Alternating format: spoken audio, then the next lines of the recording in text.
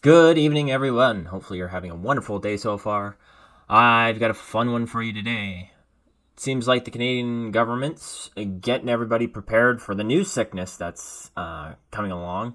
Unfortunately, on YouTube, I can't really say the C word, so I'll say coof instead. I think everybody on YouTube knows what that means.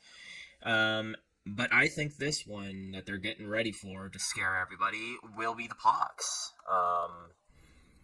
So the new one that's going around, and not around as in viral and infecting people, going around as in around online, is monkeypox. So that one's a fun one, and it seems if you look online that it's going viral, it's everywhere, it's crazy. It's really not.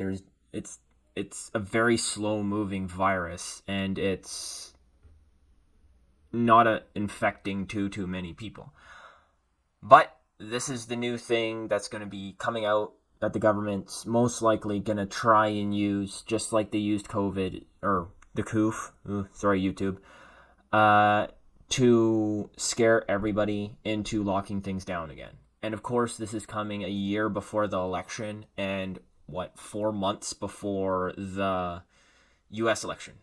But with no further ado, let's get into it.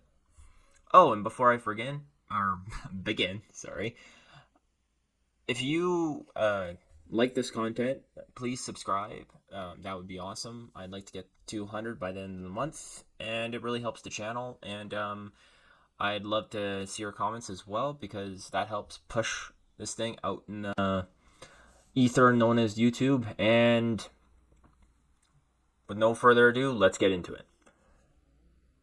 From the Daily Mail, the Canadian government warns country to prepare for new virus far worse than the coof. The Canadian government has issued advice warning citizens to prepare for a hypothetical new virus that could lead to food and fuel disruptions. Ugh, gosh, I can't speak today. Yeah, so like I said, if you've been paying attention to the news lately, you know what hypothetically, and I'm putting that in air quotes, the virus is. It's not a hypothetical virus. We all know. It's the monkeypox.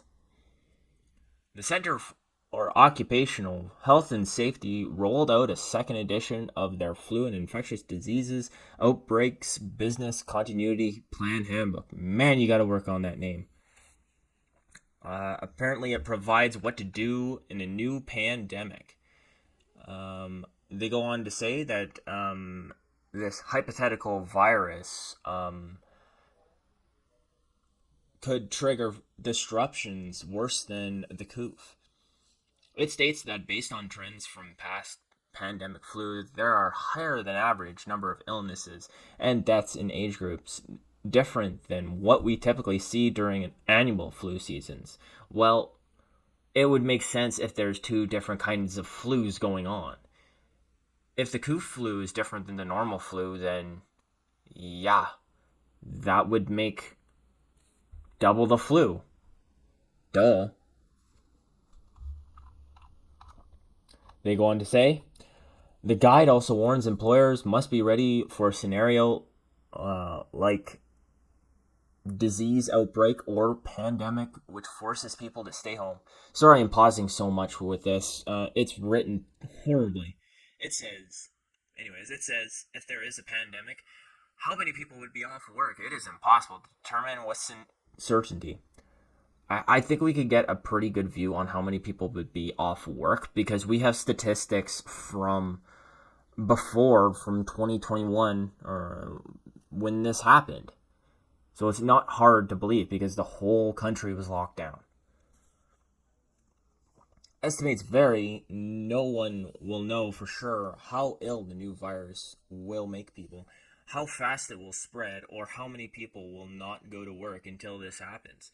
Well, we can anticipate that if this is before the election, the Canadian election, I can anticipate that the government of Canada will lock the whole country down again and enact remote voting, or and just like they did last time, or mail-in ballot voting, and all the restrictions, and they're gonna see if they can restrict the citizens as much again.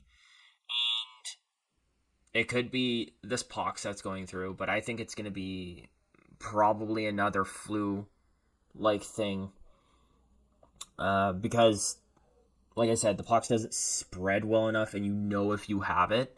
So, but that's going to be like an introduction to scaring everybody.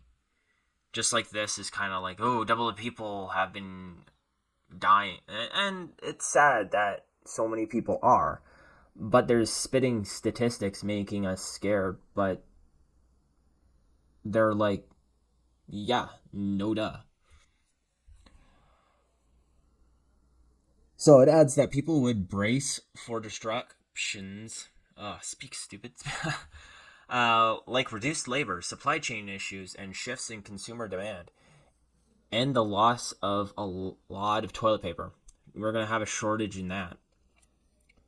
So make sure you hoard. Don't just buy, hoard toilet paper. Among those disruptions could be telecommunications, banking, water, gasoline, medicine, and food. Weird how they say telecommunications and banking and water, because like water comes out of your tap.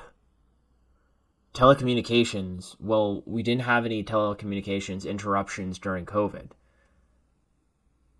Same with banking. Nothing went wrong in those three sections. Gasoline, yes. Medicine, yes. And food, yes. But the only thing that would really disrupt telecommunication, banking, and water is like a hack or something massive that's outside of, or we did see this in Calgary where there was a massive water main break and a large part of the city had to go to boiled water. So it could be warning that things are going to shut down so long that infrastructure will break down. And they're thinking that our infrastructure is so old and so unmaintained that with these years of being locked down, we're not going to be able to maintain it all. Or with the telecommunications, they're going to use that as an excuse to censor the internet, and by censor I mean like lock it down, or we cannot use the internet. We can only use basic cable like back in the day when you only had CBC, CTV, and CBS. Anywho, it comes after American Dr. Anthony Fauci. Oh, we all know how reliable Dr. Fauci is. Recommended that people start wearing masks again due to a rise in coof cases. Yeah, the guy who's now under investigation by, I believe it's the Senate. I'm not American. I'm not too keen to American politics. If you know who's investigating Dr. Fauci right now, leave a link in the description, or and not a link unless you have a video, but leave a comment in the comment section below, and that would help a lot. And let us know what's happening with Dr. Fauci, because he's not in the news. The number of infections has been increasing as part of another summer surge, even though hospitalizations and deaths from the virus remain at historic lows. Yeah, that's because people are out and about. The 83-year-old told people with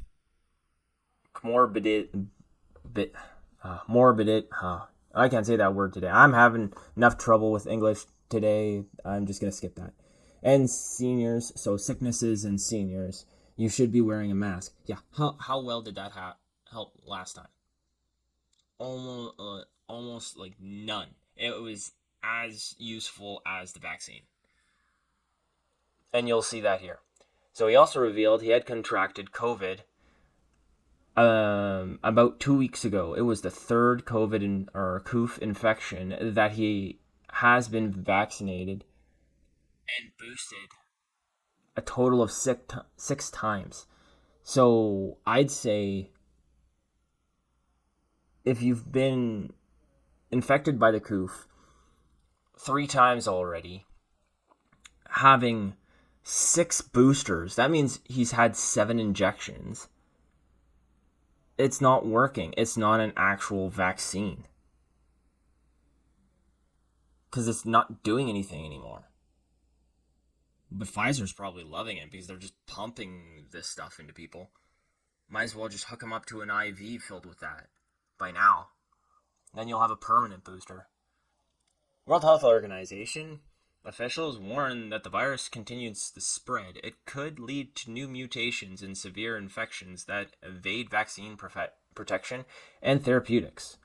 Deaths have generally been on the rise since May, but began declining the week ending July 20th. They currently hover around 500 per week. Well, if this is by the World Health Organization, and it's worldly, which I don't think it is. I think that's Canadian statistics. That's still pretty good out of a population of 42 million.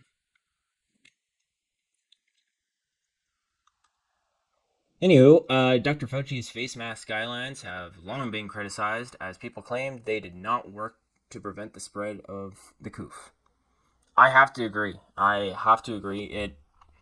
It might have helped a little bit, but it didn't help to like the massive amount that they thought it would. It was like the lockdowns where, oh yeah, 2 weeks to slow the spread, 3 weeks to slow the spread. Okay, 1 month to slow the spread. Okay, you're allowed out for 1 week.